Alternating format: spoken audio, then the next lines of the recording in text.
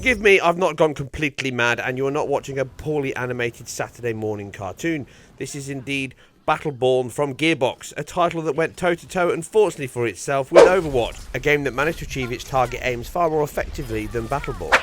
Now this game, just like that one, was designed to compete with the Pixar level of computer graphics games, but it didn't really deliver it. Now this is another title from Gearbox after their last Borderlands collection in 2009, not including the Handsome collection that received an update on both PS4 and Xbox One, but also delivered 60 FPS. This title was a 30 FPS title on both consoles, along with it also being a 1080p title. And it was aesthetically better than Borderlands, but it wasn't really a massive step up, and like I say already, it suffered under the hands of Overwatch, which took everyone's love and cash. So the game itself is a player versus player and story driven title, but I'm not really centering on that in this test here. This is all about the prologue mode, which gives you an even test across all the hardware. Now the detailed patch notes commendable by the team do state that a 60 FPS mode has been added to both the Xbox One and the standard PS4, so I'll covering the PS4 version here, as I don't have the Xbox One version to hand. But again, I would imagine very similar looking metrics here, maybe obviously slightly worse due to the fact that it could be some CPU issues and GPU issues combined here, keeping the frame rate to where it sits, but you'll see that in a few moments. But it is also a title that has received a PS4 Pro mode. Now the 1080p 60 mode is obviously there as well, and the menu mode from both the PS4 and the PS4 Pro you can see on screen. They differ ever so slightly by having an additional mode on the PS4 Pro, and that is a 4K 30 mode. Now, this isn't a 4K geometry mode, this is a genuine 4K native buffer. I haven't seen any dynamic resolution here, but it may have it later on. I will stress I've only tested the prologue section here, so there may be points if it is using dynamic resolution that it changes, but it's certainly a native 4K, and that means texture shimmer, specular aliasing, and the image movement overall is drastically improved here, along with textures themselves are also cleaned up. You can see an example here as I zoom in between the 1080p and 4K mode that not only is the geometry cleaned up to a full 3840 by 2160 resolution, but the texture quality is greatly enhanced, bringing out more detail on the background and the objects. Now in actual play, this can be seen quite clearly due to the shimmer that's been removed, but overall it's not a huge drastic change to the visual quality of the title. But the benefits are here that 1080p players do get downsampling, so it looks a lot cleaner and crisper on that display, and if you have a 4K image, then therefore it looks even better on that panel, but it is capped to the same 30 FPS mode that the game itself ran at. And you can see here from tests of the standard PS4 and the new 4K mode on the PS4 Pro that 30 FPS lock is kept pretty solidly on the PS4, bar some little glitches in the code. They're not really going to be issues from CPU or GPU here, they're probably just little hiccups in the code from loading and streaming, and that's identical on the 4K Pro mode here, which holds on to a lock solid 30 FPS with no issues at all, at that much higher resolution than we saw on the base mode. Visual quality and everything else looks to be pretty much identical to the 30 FPS mode. This also appears true of the 60 FPS mode, which doesn't seem to have any great sacrifices. There are some issues with some of the shadow aliasing which may be pared back in the 60 FPS mode, and some of this may also be a bug because you do tend to get issues which you didn't on the 30 FPS mode, so that may be fixed later on in further subsequent patches. Defective units. How sloppy. Were I still in charge of mini robotics, I'd have someone's ass for this. Take them out just in case. Don't want any of those things phoning home and blowing the big surprise. I'm on it.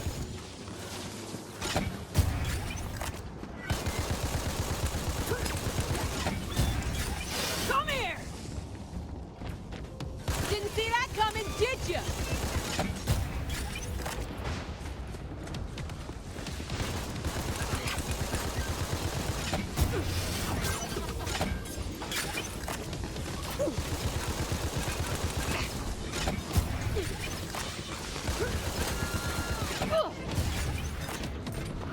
So everyone's already played this title in 30 FPS, so what does the 60 FPS mode deliver and how does it perform on the base PS4? Well, actually pretty good. This is certainly a very commendable patch and a huge leap over the previous release at 30 FPS. They've doubled the frame rate here with no real detriment to the visual quality, and performance is actually very stable.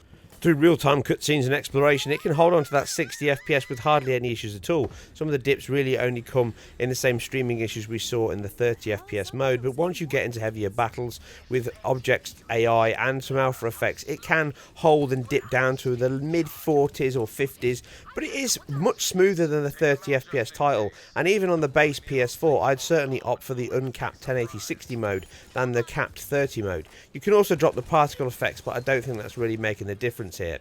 Now the shadow quality and the actual filtering does look to be pared back in the 60 FPS mode and the 30 mode. That seems to be the biggest sacrifices we're seeing here, and maybe the draw distance has changed, but I haven't gone into that kind of depth. But looking at the two running side by side, you're not seeing a huge drastic change, but the PS4 doesn't hold on to a locked 60 FPS. So we've already seen that the Pro mode in 4K can hold on to that 30 FPS with no issues at all. Can it do the same for 60? Well, unsurprisingly, yes it can. It's pretty much a locked 60 FPS on the Pro in this like-for-like example test we can see running here.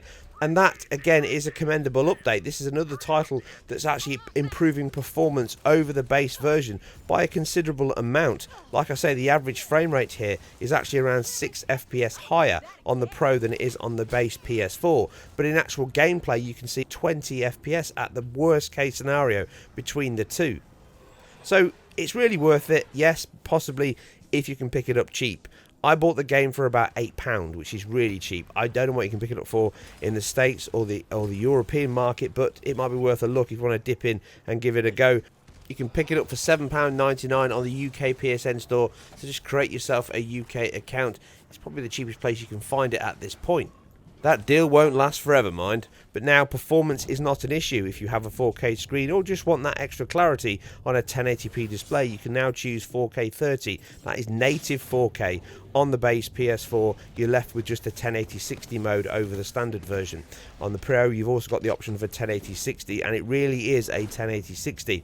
You can see the rest of the footage playing out here, like for like, side by side, as close as I can get. And like I say, the Xbox One and S version also has this additional benefit, so I haven't had a chance to test the performance here, but I wouldn't think it would be a million miles away of what we're seeing here on the base PS4. I think it needs to be given the kind of praise and credit it deserves here with a game that's received this kind of level of update with hardly any effect to the visual quality at double the frame rate on the base models of the PS4 and the Xbox One is, like I say, very commendable and deserves the praise. At 60 FPS it may just push people over the edge to pick the title up. Yes, it's not a huge leap over the old titles and it's still an Unreal Engine 3 game, it's not using Unreal Engine 4, but that doesn't mean that any of this is less impressive on what they've delivered. And a genuine 4K title, another one in the Pro catalogue, because that is 4 times the resolution. That's not coming from just the power alone of the PS4 Pro.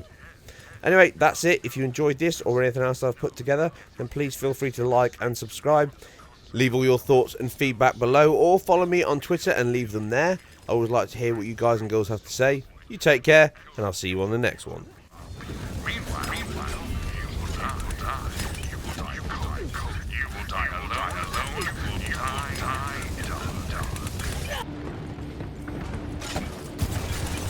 Want to try that again?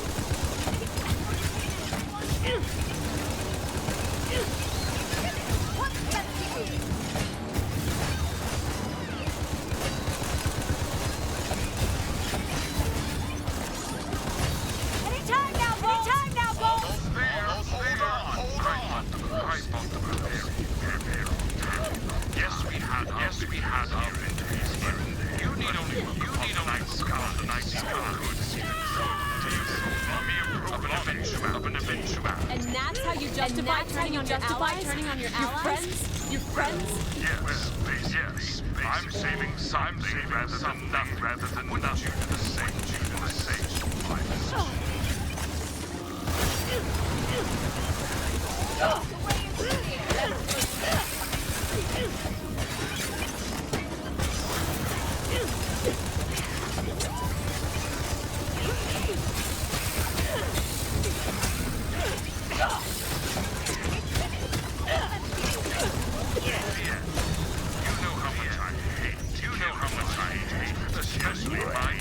Especially mine to the Love this part!